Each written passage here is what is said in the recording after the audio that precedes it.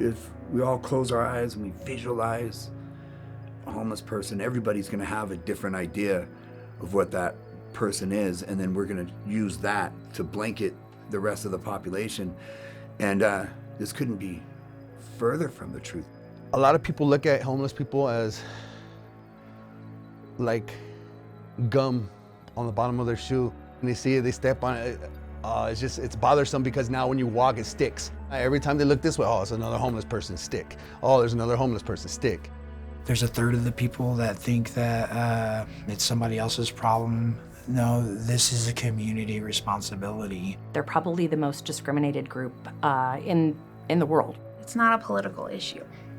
You know, it's a humanitarian issue. Most people say, not in my backyard, right? Most people say, I don't want that person that's sleeping on the streets or in a tent in my backyard. We just tacitly accept that they're no longer worthy of respect.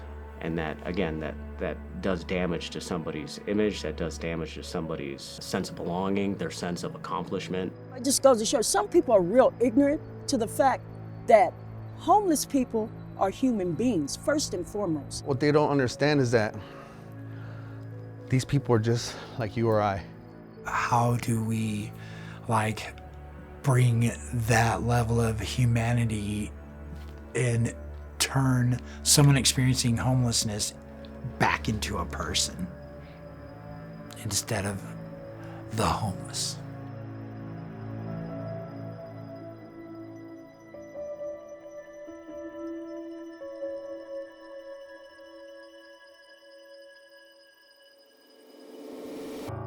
You look at homelessness in America, would always spike right after times of war, and in this time when folks were displaced and they're trying to get back home, that's situational homelessness. They find themselves without a home and then they become homeward bound. And so that's why they would call them hobos. It was short for homeward bound. People are catching the railroad, the trains to get back. People are hitchhiking to get back. You remember the old picture of a guy with a stick and a bag on it.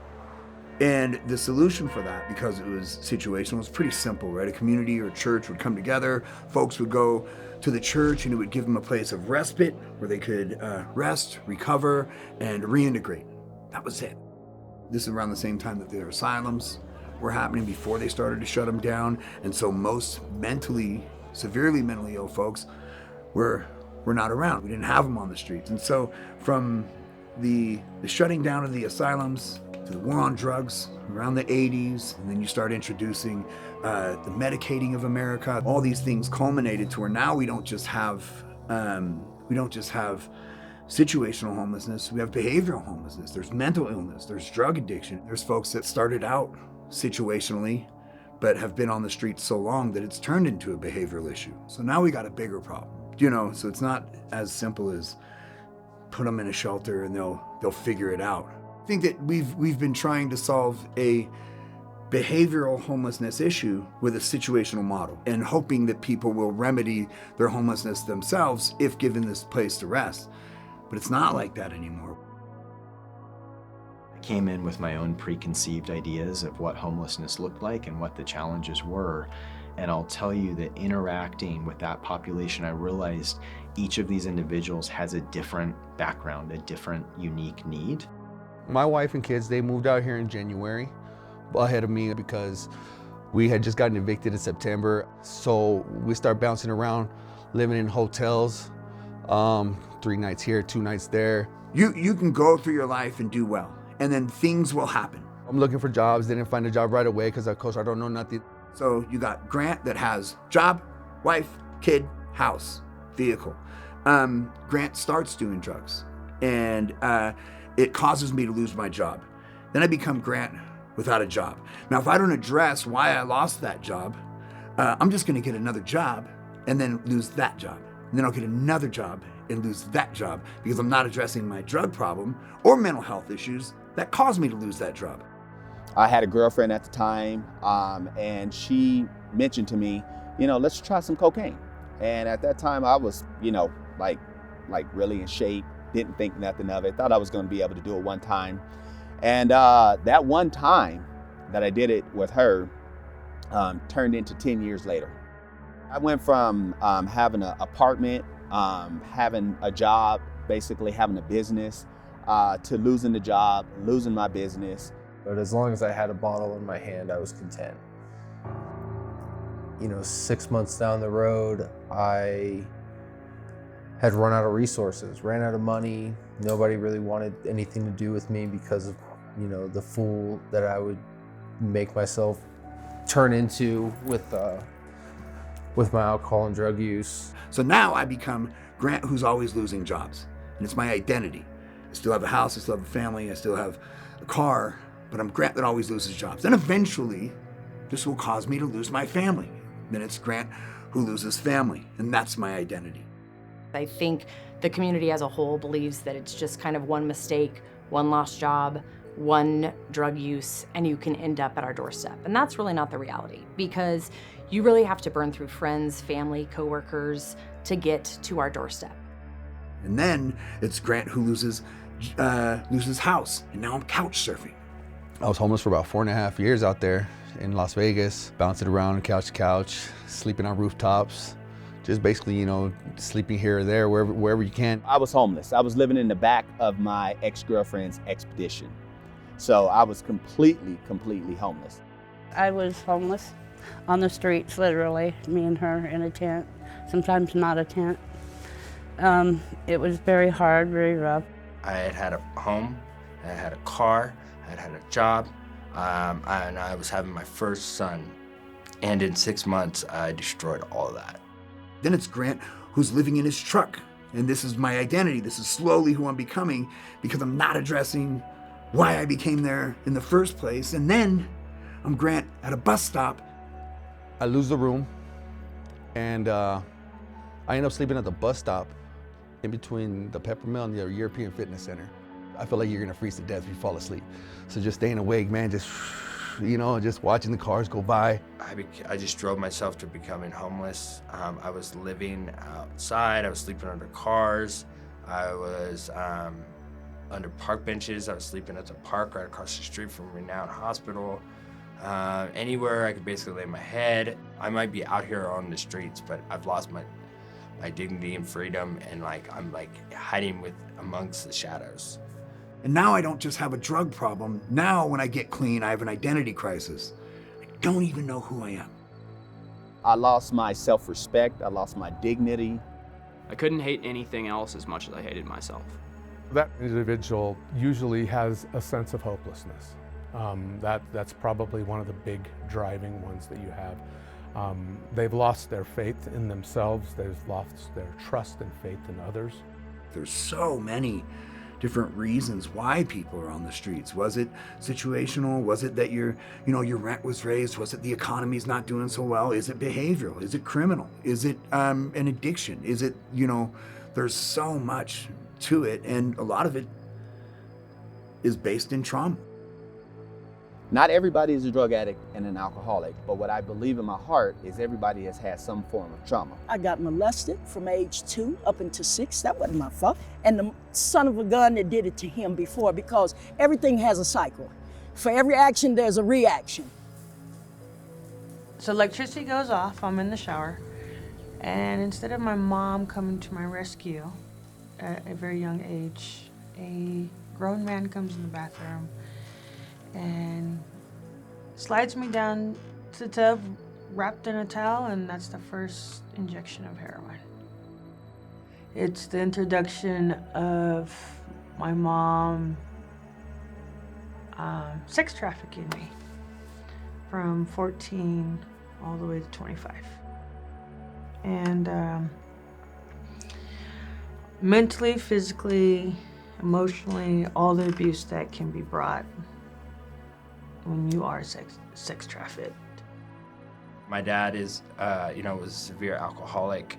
He's been in prison a lot of my life, and then when he was home, he was imprisoned to methamphetamine. So no fishing trips, no baseball games, none of that. I was a young child that had a mother and a father who were drug addicts and alcoholics. That caused a lot of trauma in my life. I had a lot of anger, a lot of resentment, a lot of abandonment issues, and I couldn't understand how my mother didn't want me and my brother and my sister, how they chose drugs over us. You know, it is what it is. Look at it, accept it for what it was, understand and realize it wasn't my fault. That's where we start abusing substances, because we're self-medicating now. I was addicted to meth for a lot of years, since about I was 15 years old, man. Started using heroin when I was 16 years old. By the time I was 18, I was using heroin and meth. Anytime addiction had a hold of me, all responsibility was out of the door. There was no me getting up, going to work. There was me going to pay my bills and be responsible. It was all about just getting high. In my addiction, I isolated pretty much. So I didn't go in public, I didn't keep jobs. Situations where your housing's not consistent, relationships aren't consistent, the community's not consistent, things are constantly changing. The one thing that's consistent is drugs. As far as I can remember, I've always looked for some way to remove some type of way of how I'm feeling inside. I started doing cocaine.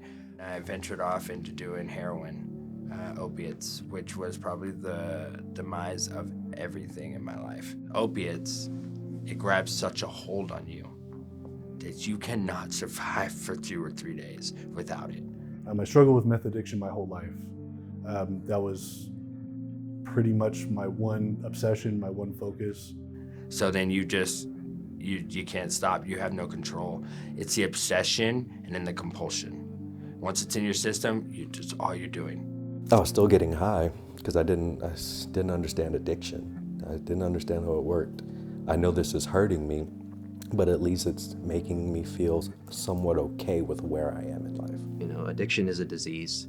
And as long as we're treating it as such, as something that's wrong with somebody, not that the individual is wrong inherently, there's hope there. And I think that we're capitalizing on that.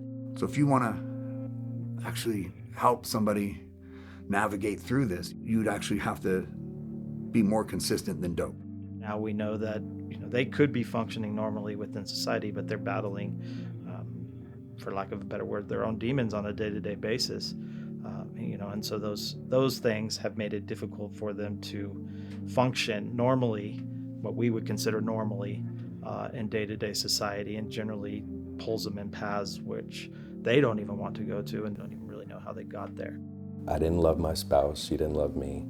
I couldn't talk to my friend anymore because he didn't like me. It was an awkward tension and energy, and I just got so fed up with it. I was like, I'd rather be homeless. And sure enough, I found myself within that month sleeping on a sidewalk behind a pepper mill.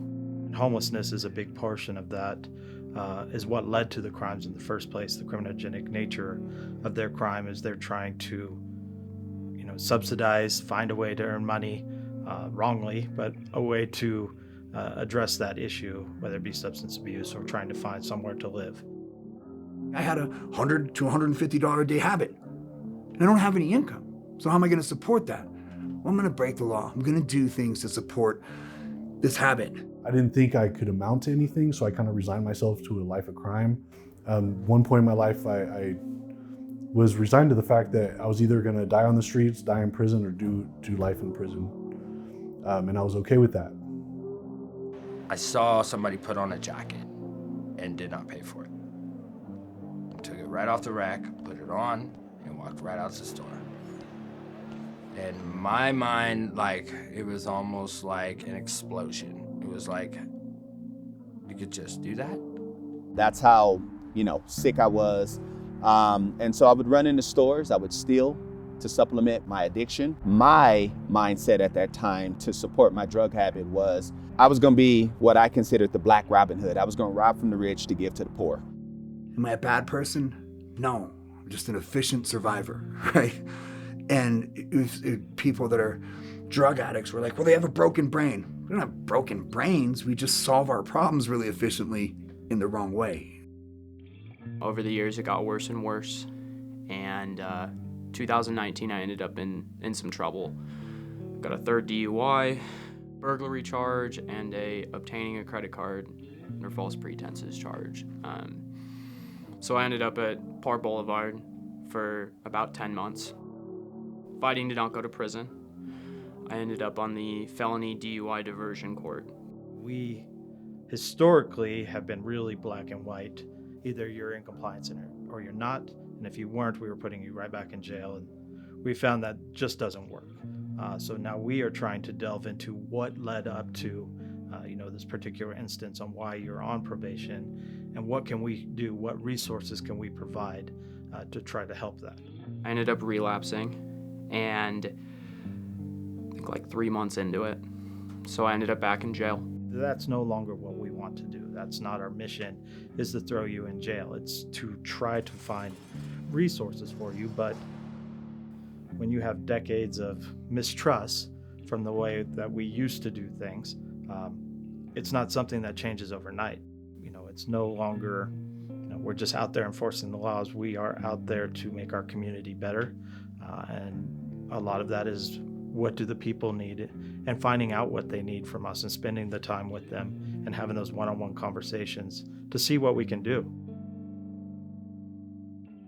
Being outside, the longer you are outside, your sense of value, your sense of self-worth, it diminishes. For a lot of the people that we serve, most of the time, most of the community, we treat them like they're invisible.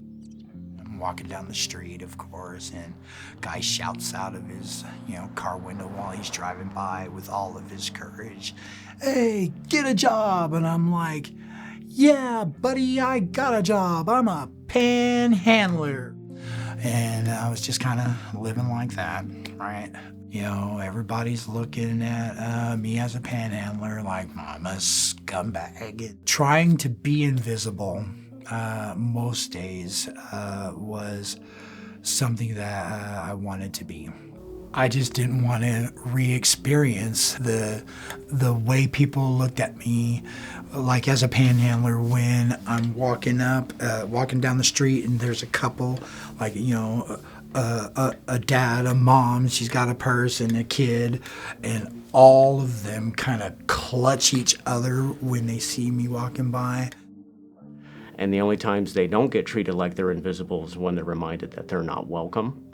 So that takes a toll on your psyche and on your spirit. I'm tired of doing in and out of jails. I'm tired of digging in trash cans for food. I'm tired of asking people for money, to the point where they would at least look at you in disgust at first, but then it got to a point where you don't even exist anymore. But it hurt. It hurt a lot. I was just a dead woman walking. If somebody OD'd, I wanted to know where they got that dope from, because I was going to get it, and that's crazy. You talk to most folks, like, about the homeless issue. It's optics, right? It just looks terrible. And that's kind of on you, right? Like, you see a guy laying down in a park, he's got a backpack in his bag, and he's taking a nap, and you're like, that homeless problem's gotta go. Would you be bothered if it was a soccer mom taking a nap on her satchel? So we have to do this costume exercise, right? It's just because the guy's wearing the homeless uniform. He's wearing the homeless costume right now. It comes down to who you're willing to walk over. Let's start from your house, right? What if this magical bus that comes every week to take your trash never showed up? Just start there, right? And then what if every time you left your house, the doors were wide open and anybody could walk in and take whatever they like?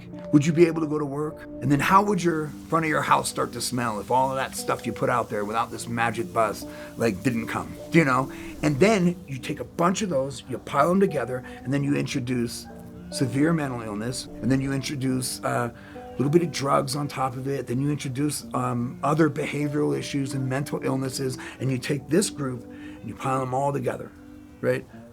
That's what a camp is. And you have folks from all over the behavioral spectrum. So you look at, the constants of being homeless, so that you're subject to the elements. Reno weather, it started to snow and it started to get cold. I could see why people use drugs out here. I used to call it antifreeze if I was drinking alcohol, and fuel if I was using meth. And there was just enough of that to keep me from freezing to death. I'm glad they took me, because I wouldn't have made it. I probably would have been gone, because the weather had been so cold. Your things are going to get stolen. When you leave your camp unattended, then it's likely that someone will like your stuff more than you and take your stuff. Probably the biggest issue is the stealing, I think, from each other, especially when they're out and about. People stealing from you, you know. And, but she's really good, alarm system. You're going to be subject to violence. This is conflict resolution. So a lot of fights occur too. I think there's a lot of times where we come out here and, you know, someone has a black eye or something happened over the weekend while we were gone. They don't necessarily, tell us what happened, but I think a lot of victimization going on. I got ran off the Riverwalk because guys were firing off bottle rockets and stuff over my bed area. And I said, no, I got to get out of here. So it was really scary, and I'm 62, and so I gave up, you know, I can't do it no more. And you're always on someone else's property, which means that you're always having to move.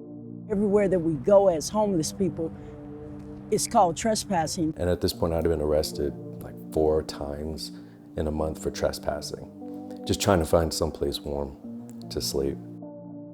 All these things together put you in a condition of fight or flight, right? And there's this constant release of cortisol. And this, over the course of time, can create a mental illness. So I think too, if you look at the difference between women and men experiencing homelessness, right? They both have very unique needs. But for the women, we find that there's an extra level of kind of trauma with that. Right before 19, I have my first daughter. So I'm dealing with all this trauma and all this stuff, doing daily tasks, going to work, taking care of my firstborn. And I find the second quote, quote, love of my life. He has a serious drinking problem and an anger problem all in one. So that was, because that marriage lasted 1.5 years, and it ended with a nasty DV type situation. If someone comes in and they're fleeing domestic violence and they're working on themselves and suddenly that abuser calls and he's sorry, she might choose to leave and go back and believe that this time it's different, you know? The very first individual that we got housed from out here, she was a victim of domestic violence, and it was cold, and she was pretty much in a hole by herself, and had enough and said, I want help, and she's in housing to this day, kind of thing. So there are successes. A lot of the women don't hold the tents. That's just what it is. And women will exchange sexual favors to have a place to stay at night. And I didn't care that it was 5 big old burly men in a car. Yeah, I'm gonna get in there because I'm gonna be the one to pull this off. So I think the other thing that's important to remember is a lot of times women are not experiencing that homelessness for as long unsheltered as men are, because they do perform those favors and they do those other things, which again may mean that they're not unsheltered on the streets, but then that comes with a whole other level of trauma. Then, you know, of course, as women, we get out there and we do a lot of things, you know, to get our drugs and stuff. And a lot of times, I put myself in harm's way because I wanted what I wanted. A lot of it's dealt with trade. Definitely with our female population, a lot of trade within them.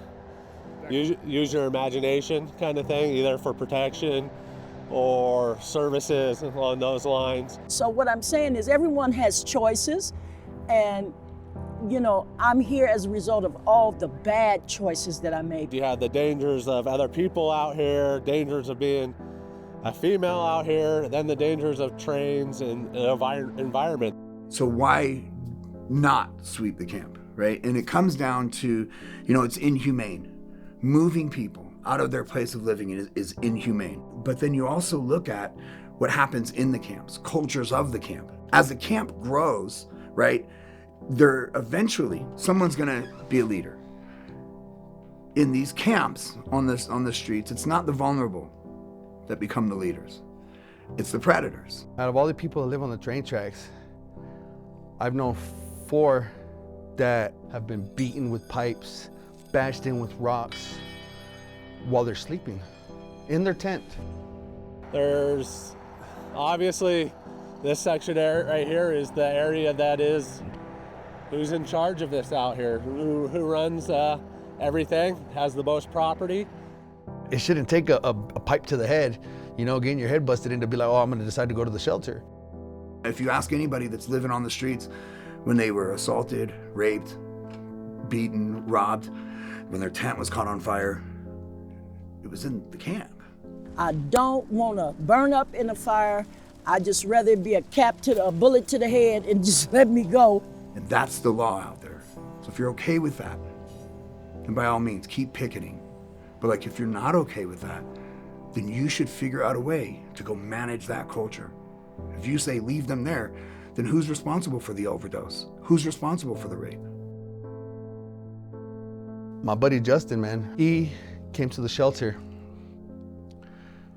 His mom died. When your mom's your best friend and your mother dies, you know, and that's all you know, I can understand why someone would kind of just want to lose all capacity for life. When he got to the shelter, man, he was so scared. He had never been homeless before in his life, 45 years old, never been homeless in his life. And I'm the first person he met. I had barely been there like a week at the shelter. And I told him, look, man, it sucks, but in order for you to get out of this, you're gonna have to keep on pushing forward. So that day we're walking on the river, having fun. He smashes that whole bottle of margarita mix. Justin decides to walk down to the I-80 bridge and jump off the bridge. Somehow he walked up the rocks and came across like this and just walked off the edge and just hit the ground, you know.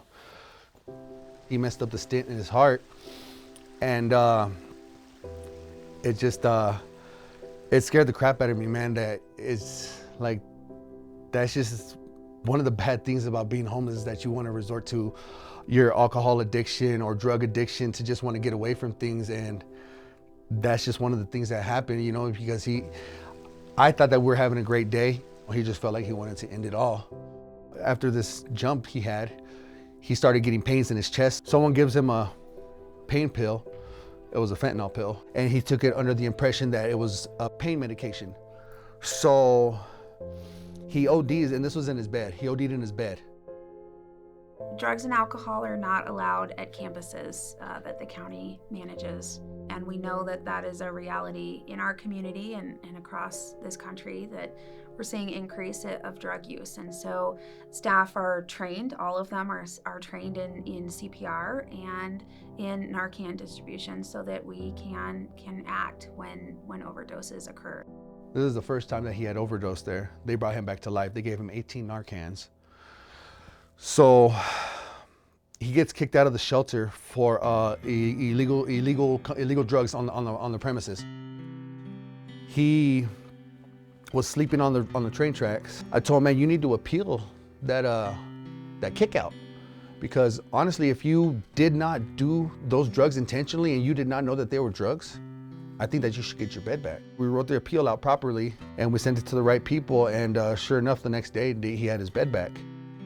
If you leave and you go choose to use drugs and come back, we'll accept you back in. And that's really the important difference between what's happening at the low barrier shelters and what may be happening at other housing programs. The drug usage in our community that I've seen from the perspective of what people are dying from has really consistently involved methamphetamine over the years. And briefly, there was some heroin in our community, but that's been largely supplanted by fentanyl, which has skyrocketed, really. And I don't think it's an exaggeration at all to say that. I've seen more fentanyl in those 2 years than I'd ever seen in my whole lifetime career prior to that, essentially. So he overdosed on fentanyl again. I got the text from my coworker at about 7 o'clock in the morning that he said Justin had passed. That's my buddy, bro. That was my buddy, man. I just wish that I could have been there to help him make different decisions.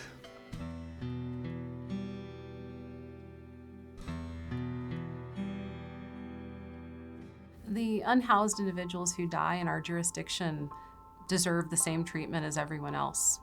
They deserve to have a thorough death investigation. They deserve to have their name and to be buried with dignity. And so we treat them the same as everyone else. And even though more resources might be required, that's what's required of us as a community, and it's our responsibility to do that. I know that when you're living on the streets and you're in this condition, that that your whole life is traumatic, right? It's fucking traumatic, dude. And so what's gonna cue you to change? Honestly, I really wasn't sure if I was ready for change yet. All I knew is I was tired of being on the streets. I was tired of struggling every day. I was tired of looking over my shoulder. I wasn't ready to surrender. And what I mean by surrender was I wasn't ready to completely just say, Lord, your will, not mine, and do what it took to find complete recovery. Well, it's probably gonna be something that's more traumatic than what you already experienced. My girlfriend at the time, she overdosed, and unfortunately she didn't make it. And that kind of just pushed me into like really, really deep active addiction. I went to jail and I lost custody of my baby, who's 4. At 27 years old, my mental health is at its worst. My addiction is at its worst. And now CPS has 2 of my children, and I have nothing to show for these children that I've, gave birth to. I called CPS on myself. I said, please just take her, put her in a healthy environment, because I don't know what else to do. I'm a desperate mother. I went to jail, X went to jail, and Ella went to foster care. So whether it's in somebody next to you dies or overdoses, or you have that perfect storm of a meltdown where you're ready, and you're ready now, we have to be ready now, because the window is narrow. The window of change is very narrow when you live on the streets, so it falls on us. The ability to access those resources in a timely way is lacking in our community. We're getting better. Every single opportunity we take to improve, we do. But there's still a gap there that we struggle with. And so by the time we're able to engage and intervene someone, their window of desire to change has moved. And oftentimes then that's a point in time where you need to wait and continue to recruit until you can get that person back again. When I met Norma, my current wife, drinking and drugging was my thing, but her thing was drinking. Then one day, she was under the bridge and she was sitting on her knees and she just said, I am sick and tired of being sick and tired. And I'm like, I've heard this before, right out of the rooms of Alcoholics Anonymous. And when she said that, I knew that that is the beginning of change talk. And I said, all right, this is going to be okay. All I have to do is just wait for her to be ready. And then when she decides to straighten up, I will have no problem going with her to do this life of recovery, or to, stop our homeless lifestyle. That's our responsibility, to be ready when they're ready. As a system, right? Systemically, do we have the services that are ready? Right now services. That dude's ready to go to detox. Are we ready to go now? That guy's ready to go to the shelter. Do we have a bed now? I didn't really care to serve or help anybody but myself at that time. So I got high. And that's the last thing I remember. Next thing I know, I wake up, it's August 17th of 2018, and I'm in a hospital bed. I have tubes coming out of me. I don't know what has happened to me. And I'm labeled as a John Doe. Do you know your name? And I was like, my name's Willis. Do you know what today is? And I was like, it's August 12th. And she's like, no, it's August 17th. And she said, you have been out for the last 5 days. And I was like, oh my God. Still to this day, I don't know if I overdosed. I don't know if it was something from my diabetes. I don't know if it was like fentanyl. I remember laying there and just thinking to myself like I was all alone. So here is where the uplifting part starts. My higher power works in a mysterious way. and 2 girls showed up to the hospital, and they offered me, they asked me, like, am I ready to stop using? Like, do I want to get my health in order? Like, my life had gotten so bad out there that, like, my misery could be refunded to me at the door. So it was through that prayer of repentance that I had sat down in Park Boulevard for 2 months, and I kept hearing Salvation Army, Salvation Army. This is a great program. This program is Christian-based, faith-based. It's a 6-month program. They actually teach you, how to combat alcoholism and drug addiction. So she said, Kareem, I always hear you talking about God. I also looked at your background, and I see that you have an extensive background in drugs and alcohol, but you've never been given an opportunity at a program. I said, no, Las Vegas never gave me an opportunity to rehabilitate myself. You're not forcing a change by throwing somebody in jail. You're not forcing a change by taking the drugs away. Each person individually, you have to find what that trigger is that makes them want to be there, makes them want to take part of it. And I think as a whole, we're doing a better job within the community of trying to find that trigger and to address it. I've always been thrown in jail and in prison. She said, well, guess what? The judge you're going before, his name is Scott Freeman, and this gentleman is all about rehabilitation. We're gonna recommend that you get rehabilitation for once in your life and see what you do with it, right? I was like, please hurry up and sign me up, because Reno, Nevada, what I can say is they honor rehabilitation over incarceration.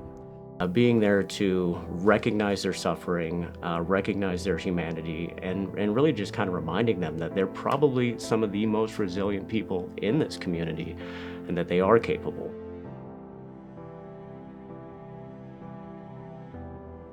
The 4 constants: you're subject to the elements, your things are going to get stolen, you're going to be, you're subject to physical violence, and you're going to be asked to move. None of these things happen in the safe camp. So I came out here in front on the sidewalk, and that's where I was for a month. But I kept on dealing with my outreach people here because I was doing dailies. And with my persistence, this is, we're going to put you in to get down in safe camp. So let's do it. There's a sense of safety. There's a sense of community, right? And there's also going to be a lot of learning, a lot of behavior modification. The ambassadors of Reno used to come through, and so they asked me, would I mind if they take my name and nominate me for Safe Camp? It's all about this place right here. If you want to get your life together, sick and tired of being sick and tired of being sick and tired. They say that in the rooms of Narcotics Anonymous and stuff like that. If you're really sick and tired of doing, this is a place to lay your foundation. There are people that I've thought that I knew weren't going to succeed, that came in and just crushed it, and I think that that's what the camp does, is it opens up for people to be able to grow. And it's been a blessing for me. It gives me some place, being a transgender, it gives me a safe place to be at. I can lock my door, I can feel safe behind it. I can be myself, I can open up. So it falls on us to get folks there, to where they're thinking about the next day. When you're on the streets, you're in a fight or flight response, and you're in a condition of survival, which means your time horizon is today. So we don't think about tomorrow, we're just trying to survive right now. And being in the camp allows folks to start tapping into that. You start tapping into those pathways where they're thinking about tomorrow. But today, I make good, healthy choices. Now you can have a vessel like a pod, but if it doesn't have the support of a human, right, that is authentic and really cares and is trying to grow you, then it doesn't make sense. I'm thankful and I'm so grateful that Grant did not give up or give in, when it got hard for him. Because I know many a times people turned him down, and I can appreciate that. You know what I mean? I really do. Housing First does work, but for these guys. And it would work better if there was more wraparound services. It's Housing Plus. That's what they call it, right?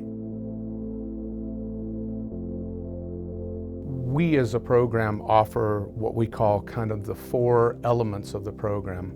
Number one and most important is our structured supportive living community, which is an alcohol and drug-free living environment. That community of individuals themselves are really the core culture of that is the catalyst for change. Being a part of the community really made it easier because I was with other people who had been through the same struggles that I had been through. It makes you feel more connected to them and it really makes you feel more confident, you know, because of that.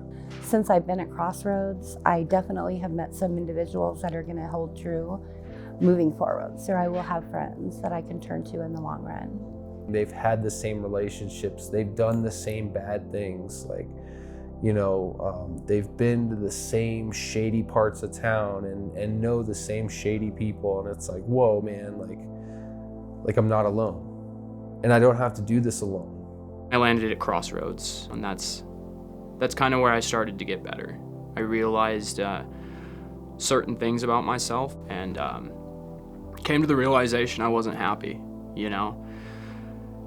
And that was from some help at the people at Crossroads. I decided in that program, I asked a lot of questions. Why do you do this work? Why are you helping us?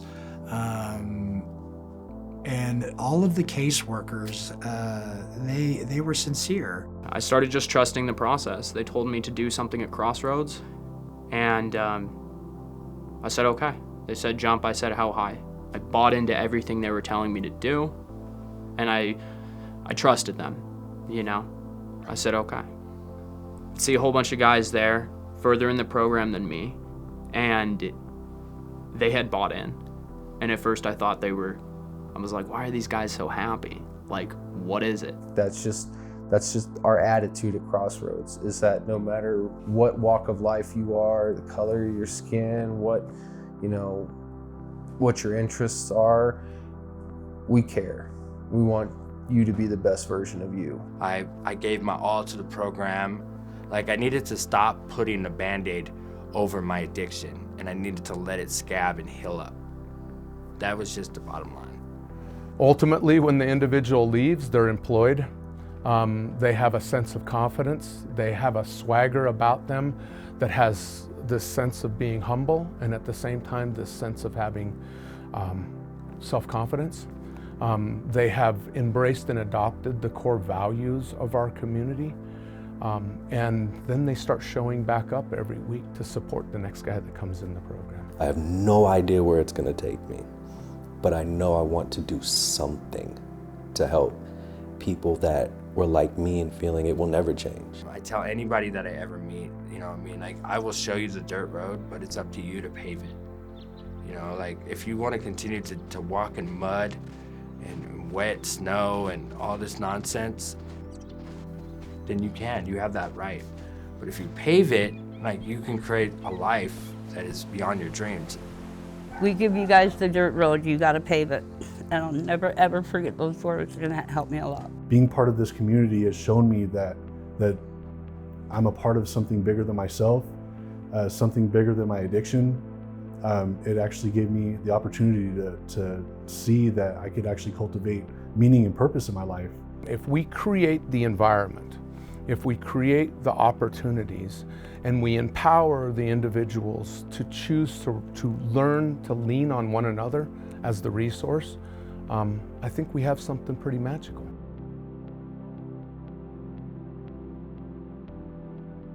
Our goal at our place is to welcome them with warmth and shelter, and also provide them all of those things that they need to be able to successfully transition out of homelessness.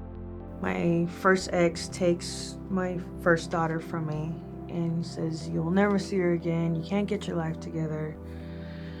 And that's it.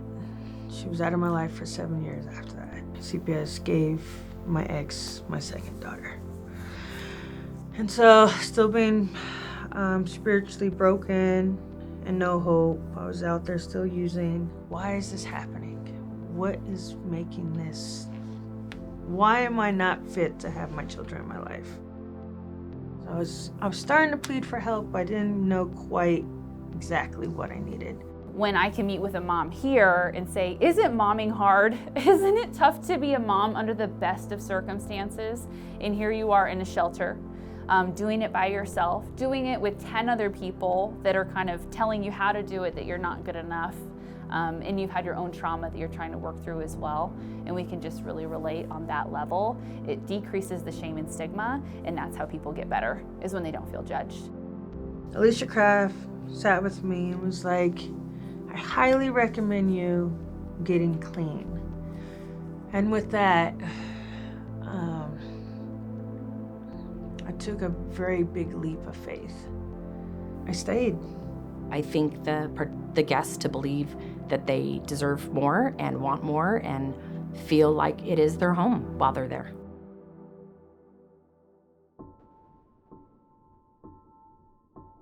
I remember going in there, scared. I don't know what to expect. And so I finally meet my caseworker. Her name is Sandy. Great lady, man, oh my God. She gave me a bus pass and she sent me to a job fair at the Washoe County School District. I only went there to appease her. I honestly did not feel like I was gonna get the job, nor did I feel like I was dressed because I only had the clothes on my back. In my mind, I'm really feeling homeless. I'm feeling lost, you know? The only thing I got is my wife and my kids. And the first place I was willing to give me a shot was the Golden Gate Petroleum, right next to the shelter. I explained my situation. I just told him, hey, look, I just moved out here. I don't know anybody. I just want a job.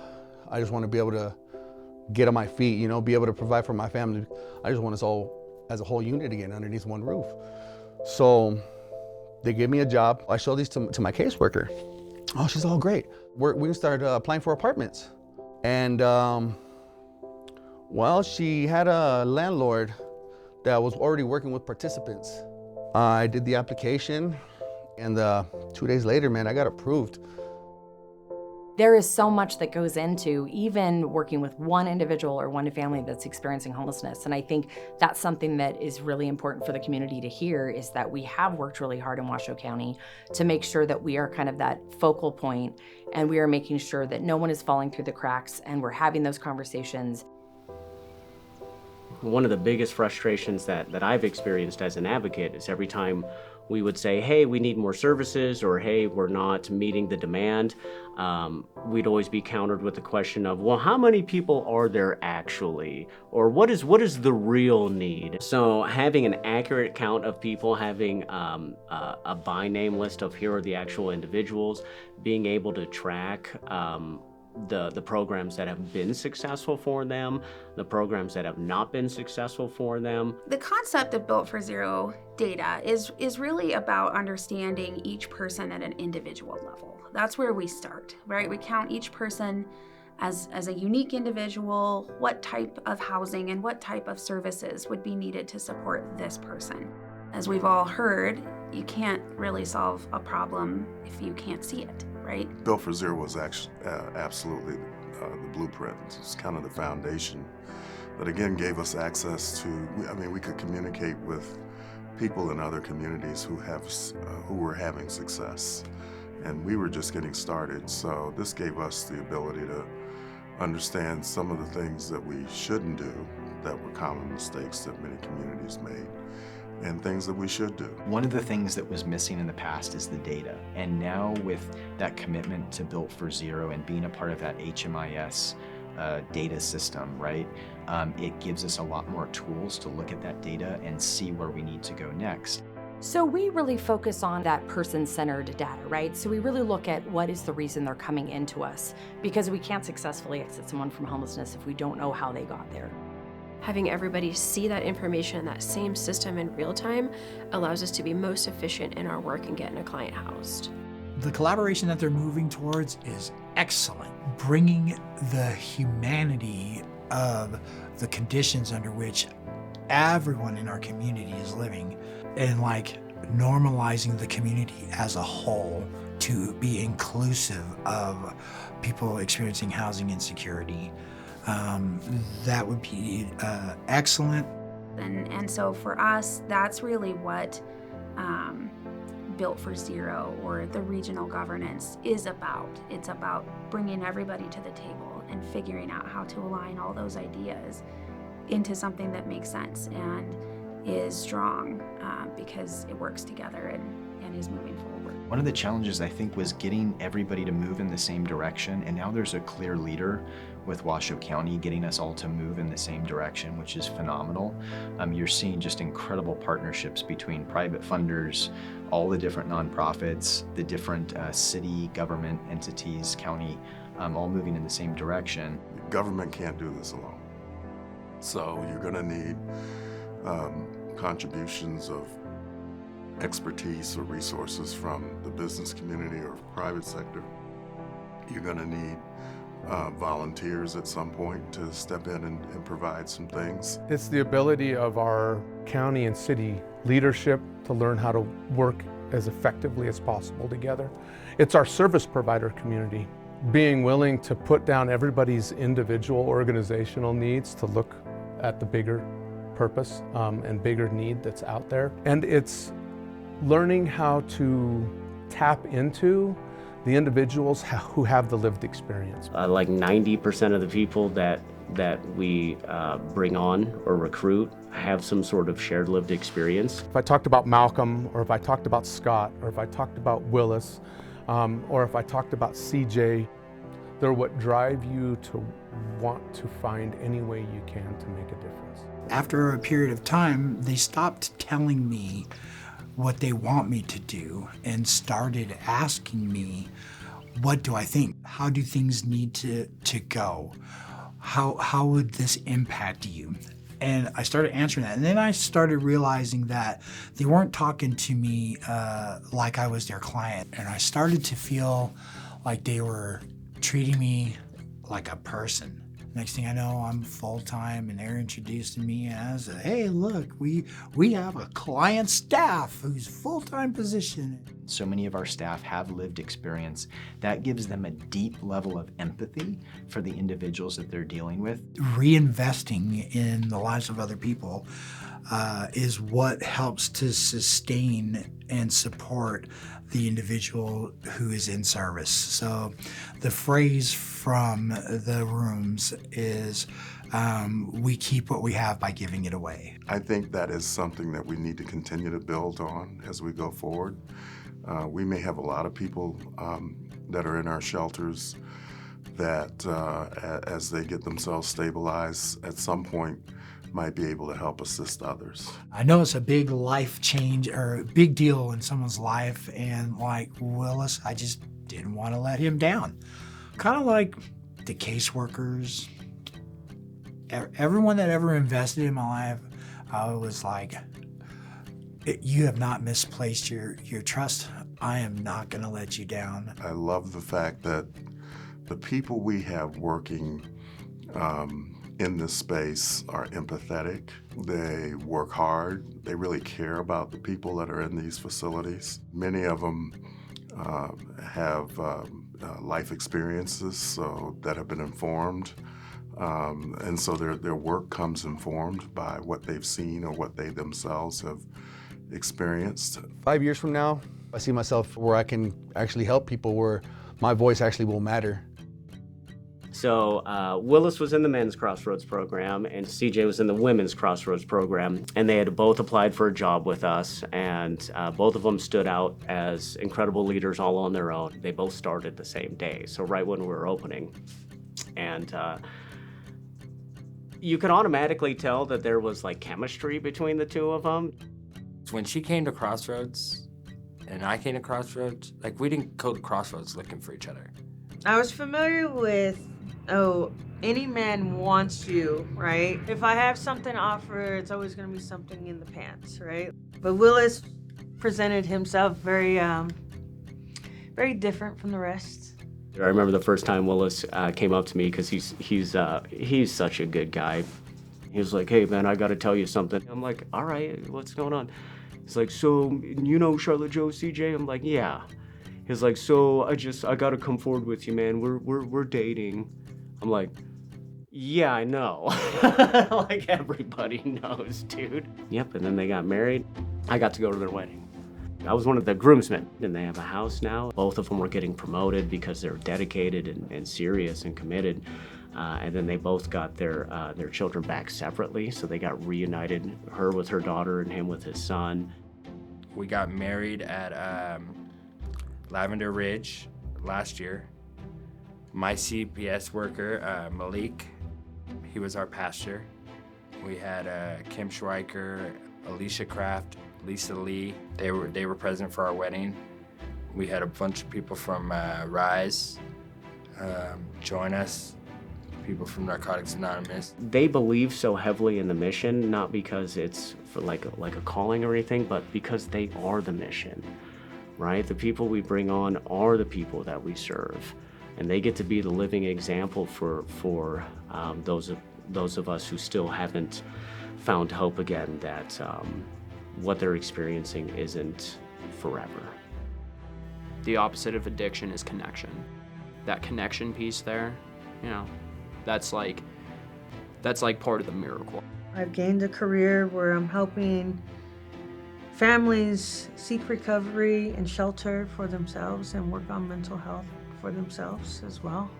I think part of transitioning or reinventing yourself in this way is that you give back, that you help. I'm a big sister to some of the girls. You know, I come down here and talk to them and help them out. It's really one of those hopeful stories when somebody has their own set of keys and a locking door and their own bathroom, and they get to celebrate the fact that they did it.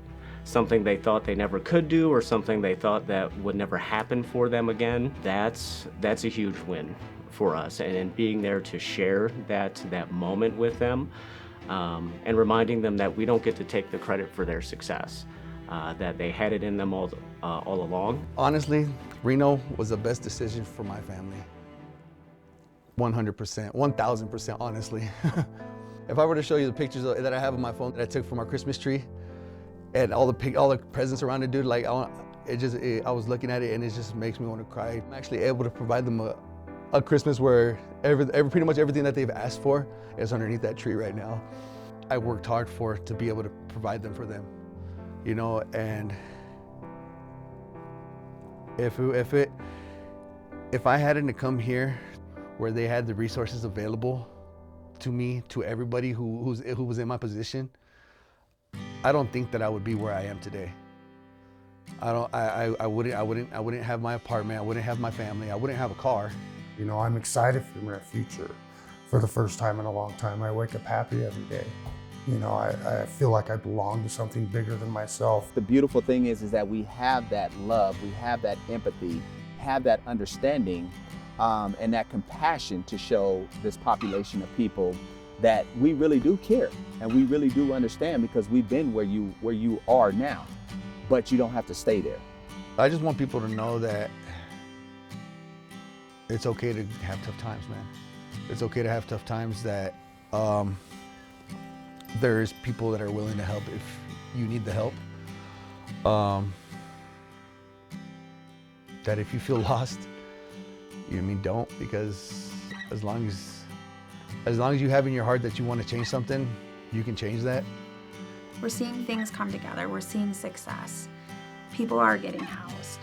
I thank God every day for what Washoe County, along with the city of Reno, and what Volunteers of America has come together to do for the homeless population here in Reno. Serving the homeless community and meeting the needs of that community, I view as a never-ending quest. I don't know that we'll ever be able to sit here and say we're finished, done, we can move on. There are always going to be those who need some help. You know, you can make it out. Homelessness is just a temporary thing. And it can happen to anybody.